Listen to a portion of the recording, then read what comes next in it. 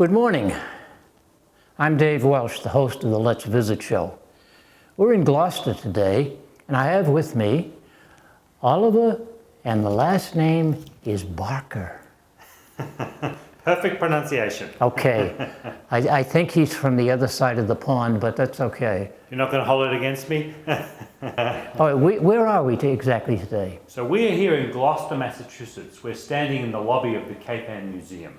And this is a wonderful institution that has been around for 148 years. We'll be celebrating our 150th anniversary in 2025.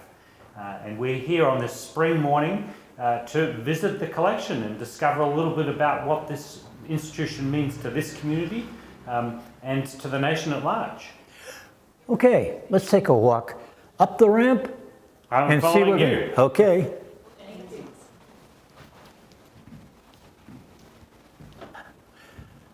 I think I can make this ramp, I'm not sure.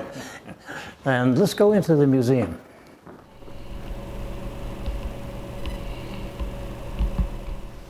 Welcome, we're standing here in the introductory gallery to the Cape Ann Museum, and behind me on the wall is a map showing everyone exactly where Cape Ann is. It speaks to the greater area of Cape Ann that includes the cities of Ipswich, Essex, Manchester by the Sea, Gloucester and Rockport. Watch that box. Please join me now. We'll go and visit some of the collections that make Cape Ann the very special and unique place it is. Okay, Oliver, I guess we're ready to start. This is a 3-floor museum, and paintings and artifacts are everywhere to be found. Families would really enjoy coming here. All right, are you ready? Let's go. I'm standing here in the introductory gallery to the Cape Ann Museum, and during this year of 2023, the museum and our community is celebrating the 400 plus anniversary of colonial arrival here on Cape Ann. One of the wonderful things that attests to the breadth of the Cape Ann Museum's collection is the fact that in addition to showcasing the history of the last 400 years, we have some very important items here on display that attest to Indigenous use of this area that we now know as Cape Ann. So behind me here, anyone coming to visit the museum will first encounter those artifacts and understand that there's in actual fact a 12,000 year history of human use of this area now known as Cape Ann. Behind me is a model that was used in the World Expo of 1893, at which Gloucester was featured as America's largest fishing port. And to me, it's so exciting that we have this model here, that it has survived over the last century and a half almost. And what's very significant is that it shows 4 schooners. These are the 4 main types of schooners that were being used out of Gloucester Harbour in the 1890s. And what is also very exciting is that here in the middle, this is actually a depiction of the oldest and continuously in use maritime railroad in America. It's still here, it's 2 minutes down the road, and whilst we'll go and explore the work shortly with you of Fitzhenry Lane, you have Lane's depiction of this same maritime railroad on the far wall.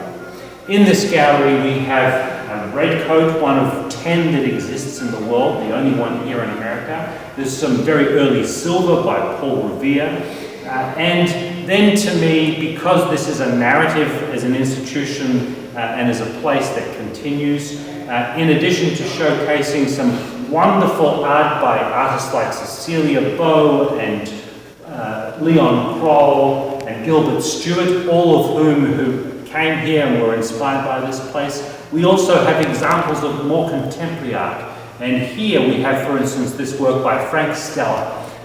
He came here in the 1950s. He's known today as one of America's most revered sculptors.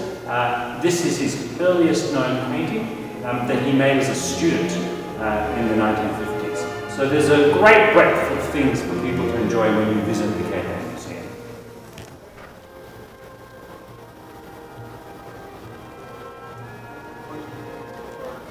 This gallery is full of surprises. It's a smaller gallery devoted to the history of the fishing industry, and we have various displays here that speak to the role of women in the fishing industry and all of the support industries around the schooners themselves.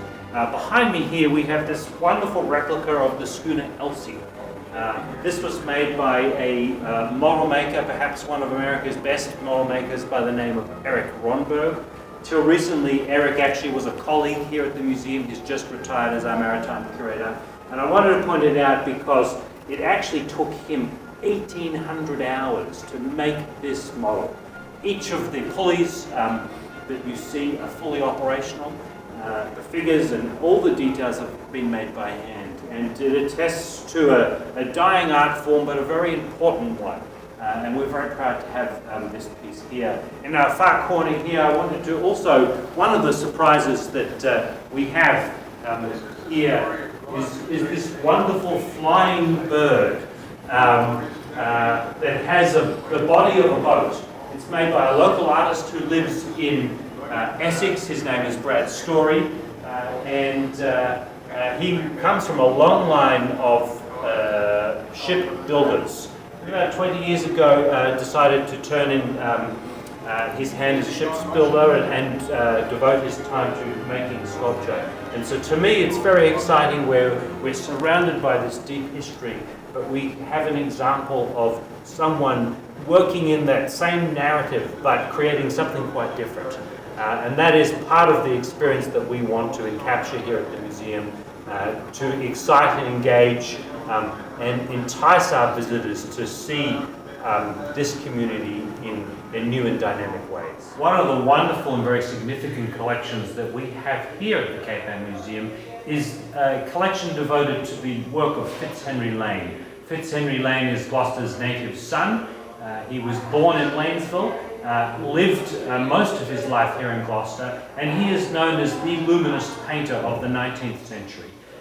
The reasons behind that, if you look at his compositions, you can see that he was one of the first artists to really capture the unique quality of light that we have here on Cape Ann. He trained as a printmaker in Boston and then returned here in the 1840s to establish himself as a marine painter. So join me as we walk through the galleries to see the wonderful collection of over 40 paintings and 120 preparatory drawings that we have that attest to Fitzhenry Lane's career here in Gloucester.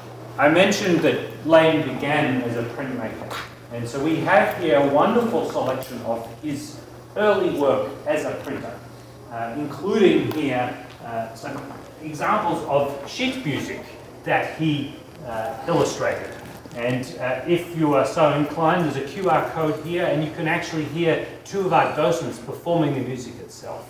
Here in the center of the room, we have a wonderful display that actually shows Fitzhenry Lane's business card, as well as an image of a house from 1710 called the White Gallery House, that is actually part of our new campus that the museum opened in 2020 called the Cape Ann Museum Green. We'll circle back to that later, but I just wanted to mention its presence here for you. Join me now as we go through to this gallery.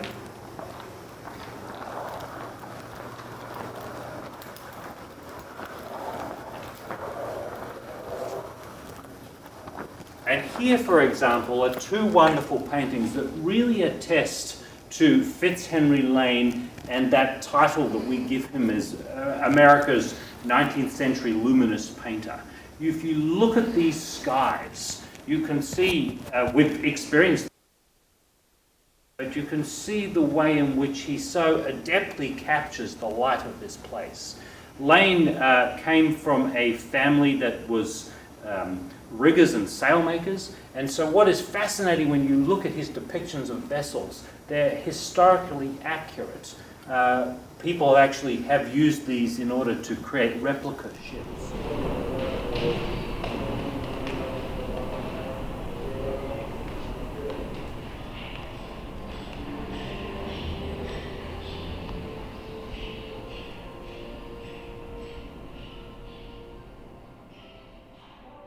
We'll take the elevator here.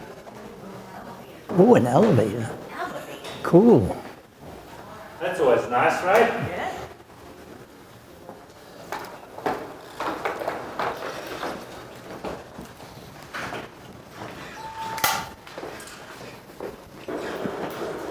Into the elevator. Into the elevator. Oh, look, you can see me. We're standing now in the introductory space to the Cape Ann Museum's Maritime and Fisheries Galleries. And surrounding me here on the walls, we have a selection of portraits. These are portraits that were created by Jim Hooper in 2013 of all the active fishing families in Gloucester. So I encourage you, to me it's a wonderful way of launching what is a very important and continuing narrative around fishing and its importance to this area. Were any movies made of the fishing industry? So there have been plenty of movies. Give me a couple that people would know. So most recently, of course, you have the wonderful movie that was made that received a series of Oscars called Coda. That was released last year in 2022.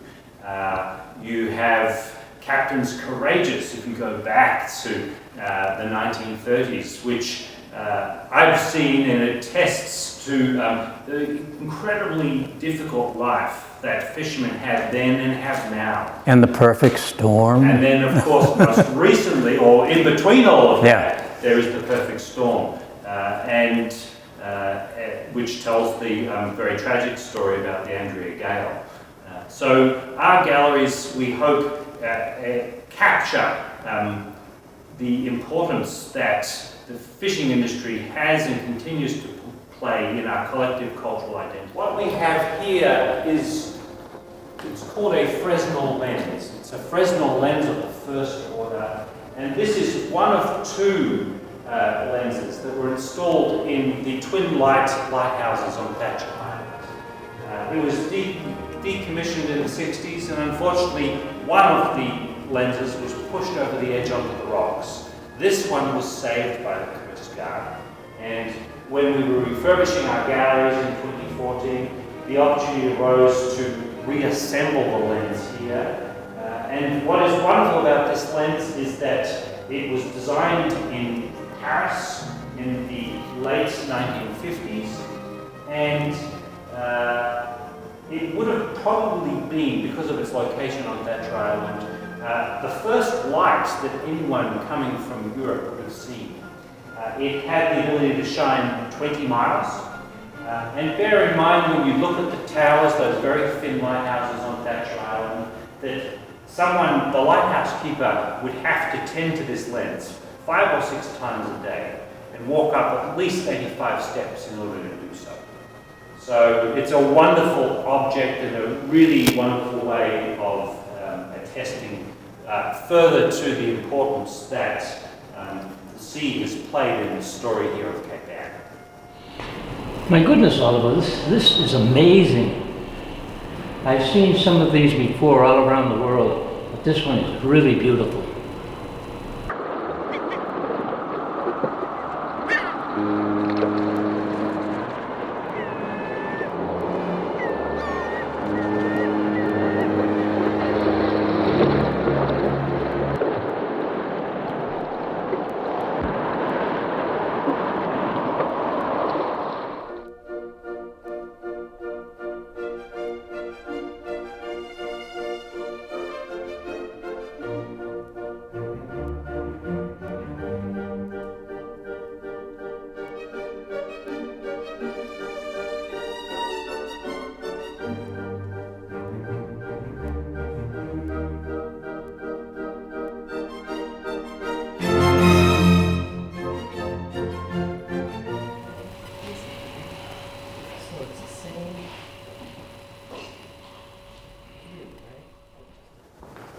We're now walking through to the larger of our two maritime galleries, and in here there are so many wonderful stories to be told about many of the intrepid men and women who have called Cape Ann home and made a real difference to this community. Behind me here we have 2 vessels. The larger of the 2 is called the Great Republic, and it belonged to a gentleman by the name of Howard Blackburn. We have a picture of him on the far wall there. And Howard Blackburn is a very interesting example of a fisherman who, like so many, was lost at sea. He decided, with his shipmate, Thomas Welsh, to try and return to the mainland. Their big vessel, the schooner, a storm rolled in, and when the storm rolled out, the schooner had gone. And so he and his shipmate rowed for 5 days to return to mainland America. And unfortunately, his shipmate perished. Howard Blackburn survived because he shaped his hands around the oars and froze them in place. And so when he returned here, unfortunately, he lost his fingers, or many of his fingers and toes, but that did not stop him. He established himself, thanks to the support of this community here in Gloucester, as a tavern owner, and as an intrepid traveller.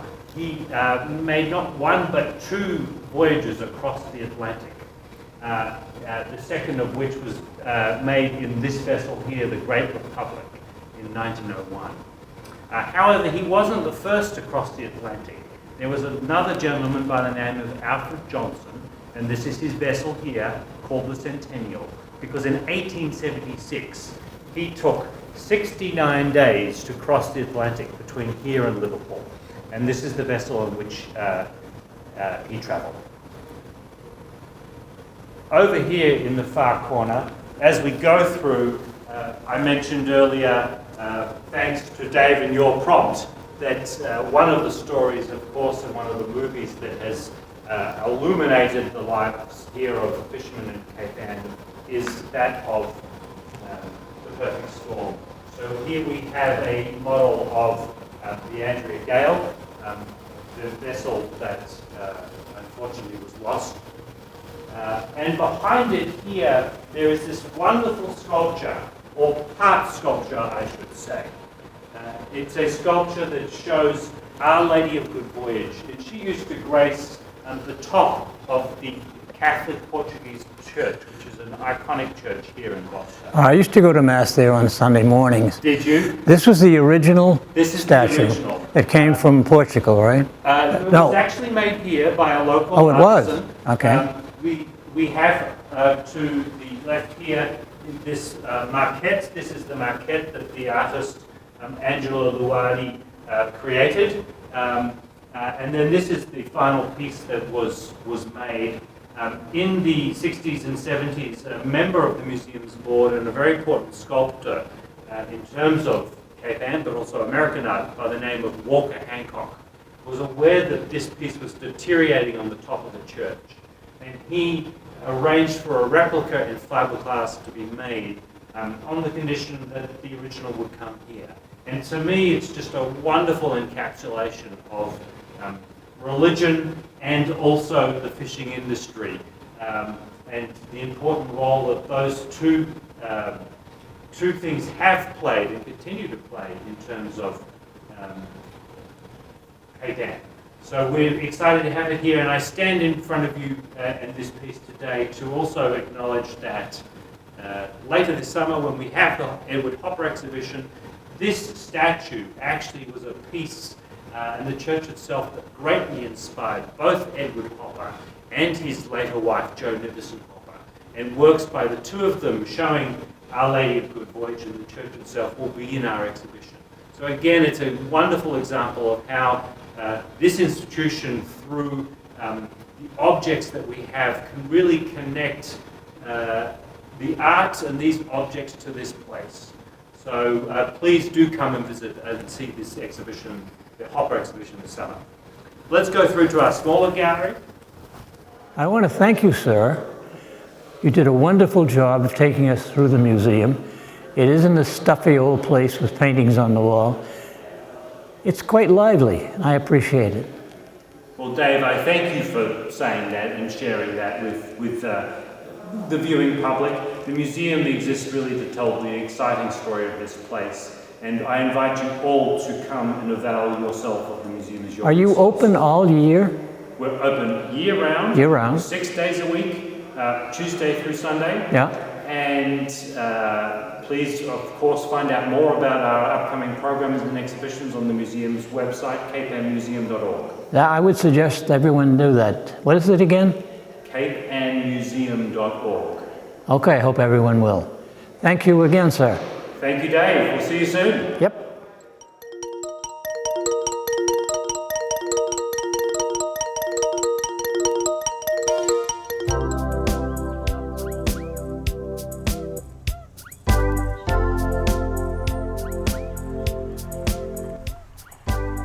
Cogswell Grant is a coastal farm, part of an original land grant from the town of Ipswich to Jonathan Cogswell in 1636.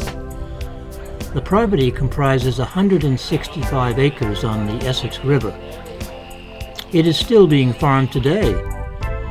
The farm was purchased by the Bertram Little family in 1937, and the farmhouse became a repository for all the antiques collected by the Little family. It is one of the few places where the interior and the furniture of the rooms have remained untouched since the 18th century. It is a memorial to lovers of American folk art.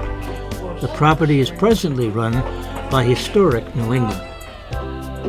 I might have a rubber band in the office. It was a big deal, you know, I was just wondering if you have one. Yeah. How's it going in there? 'Cause It doesn't need to be big at all. I think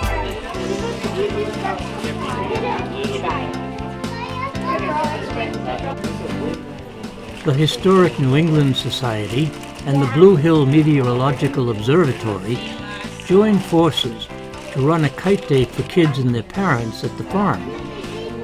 Kids could bring their own kites, buy them, or make them in the barn. My impression was that the adults were having more fun than their kids, but it was a great experience for everyone. Great.